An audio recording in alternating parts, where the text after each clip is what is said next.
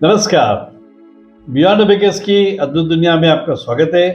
मैं आपका host doctor प्रकाश मोगे।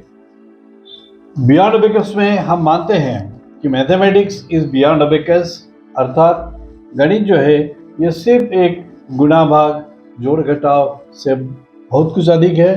ये एक सोच है, ये काम करने का तरीका है जो आपके रोज के कामों को बहुत आसान बनाता है और बहुत ही रोचक और रुचिकर बनाता है।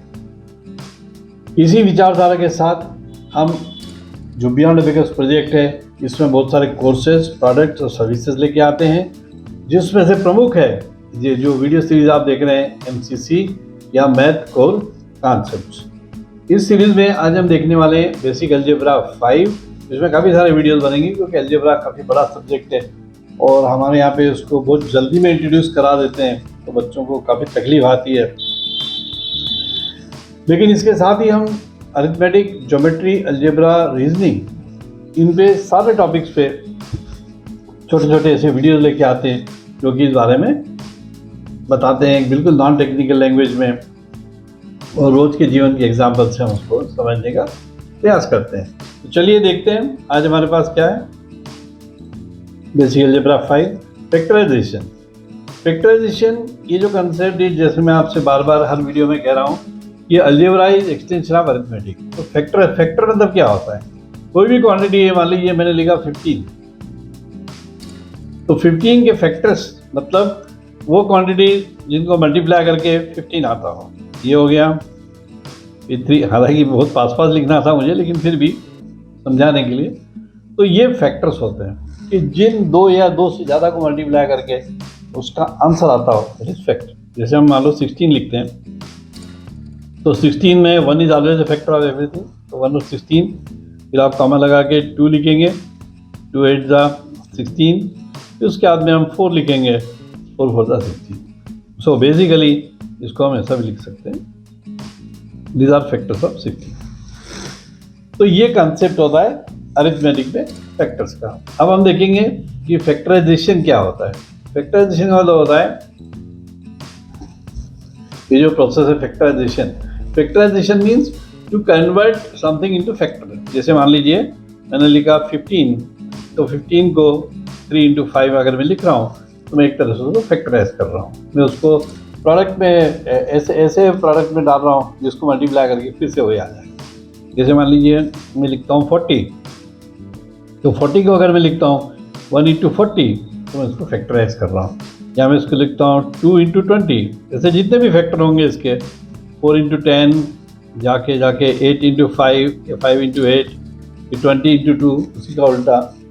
तो इस तरह से, तो दिस इज फैक्टराइजेशन। तो फैक्टराइजेशन मतलब क्या हो गया? एक क्वांटिटी है जिसको हम स्प्लिट कर रहे हैं 2 या 2 से ज़्यादा चीज़ों में, जिनका गुणा होके वापस वही क्वांटिटी हमको मिलती है। फॉर एग्जाम्पल, जैसे मान लीजिए मैं थोड़ा बड़ा नंबर लेता हूँ, मान लीजिए मैंने 100 ले लिया, तो 100 को मैं कई तरीक़ों से लिख सकता हूँ। 100 को मैं ऐसा लिख सकता हूँ 2 into 5 into 10, ये तीनों इसके फैक्टर हो, तीनों का मल्टीप्लिकेशन से 100 आ रहा है। तो this is, so I am factorising this 100। ये कंसेप्ट है फैक्टराइजेशन का कि आप फैक्टर कर रहे हैं, मतलब क्या कर रहे हैं?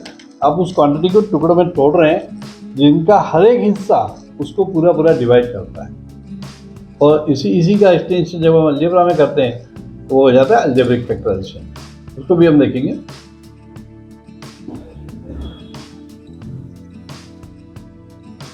अब फैक्टराइजेशन इन अलजेब्रा। फैक्टराइजेशन इन अलजेब्रा का मतलब क्या हुआ कि आप जो क्वांटिटी है उसको ऐसे 2 भागों में तोड़ेंगे जो कि उसको पूरी तरह से डिवाइड करेगा। जैसे बिल्कुल सिंपल सा एग्जाम्पल ले लो, मान लो मैं लिख लेता हूँ 4x²। तो 4x² को अगर मैं 2x into 2x लिख रहा हूँ, ये बिल्कुल 4x² हो रहा है। तो ये 2 इसके फैक्टर्स हैं। या इवन सिंपल सी बात है, आप मान लीजिए 5x को भी ले रहे हैं या 15x को ले रहे हैं, तो 15x को हम कैसे लिख सकते हैं? 5 into 3 into x।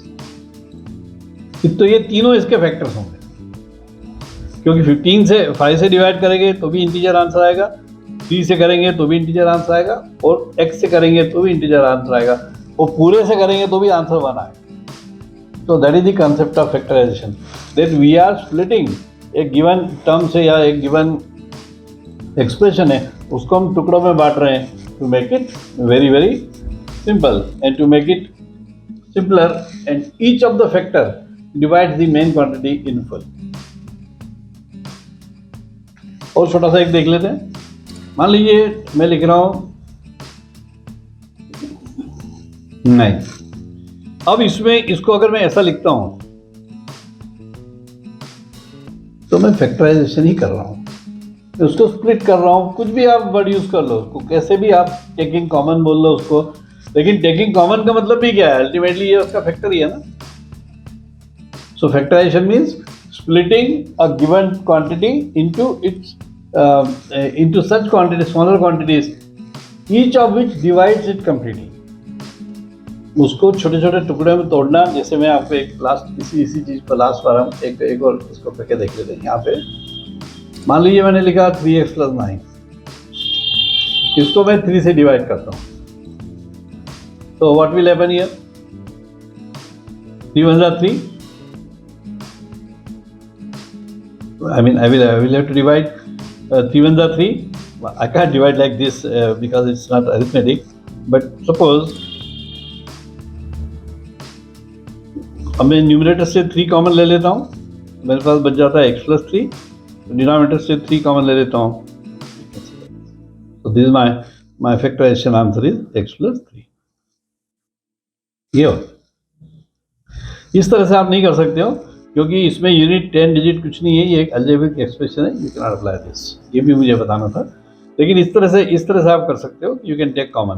तो ultimately factorisation means splitting the given expression या given quantity into smaller part each of which divides the given quantity in full. ये बहुत महत्वपूर्ण है.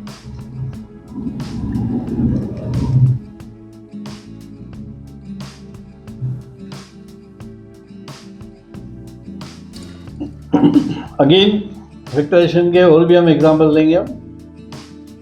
जैसे मान लीजिए मैंने लिखा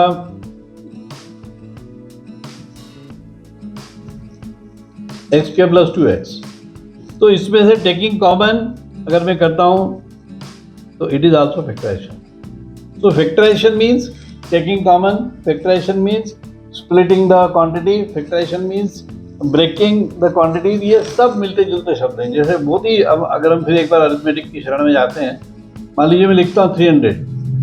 तो 300 को अगर मैं लिखता हूँ 2 × 5 × 10 × 3, ये फैक्टराइजेशन है.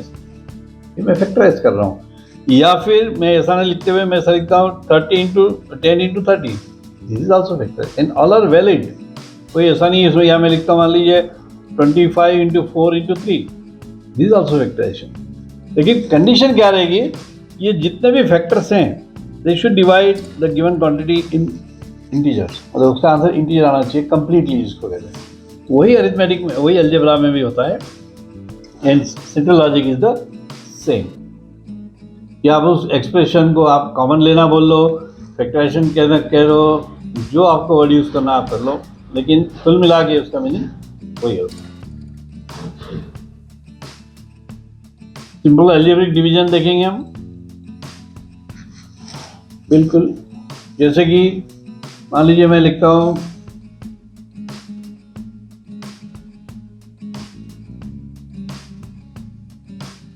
मान लो मैं ऐसा लिखता हूं, तो it is now common denominator. तो उसको मैं अलग अलग लिख सकता हूं. x² x प्लस x/x लिख सकता हूं. And now this will go with this and you will be left with x + 1. ये सिंपल अलजेब्रिक डिवीजन है. कई बार थोड़ा मुश्किल भी हो जाता है. मान लीजिए ऐसा है,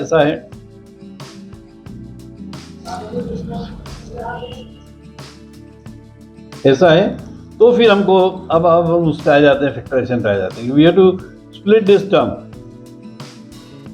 टू गेट दिस. मैं अभी तो आंसर लिख देता हूँ, बाद में इसकी मेथड हम समझेंगे. तो इसको अगर मैं सॉल्व करूंगा I can write it like this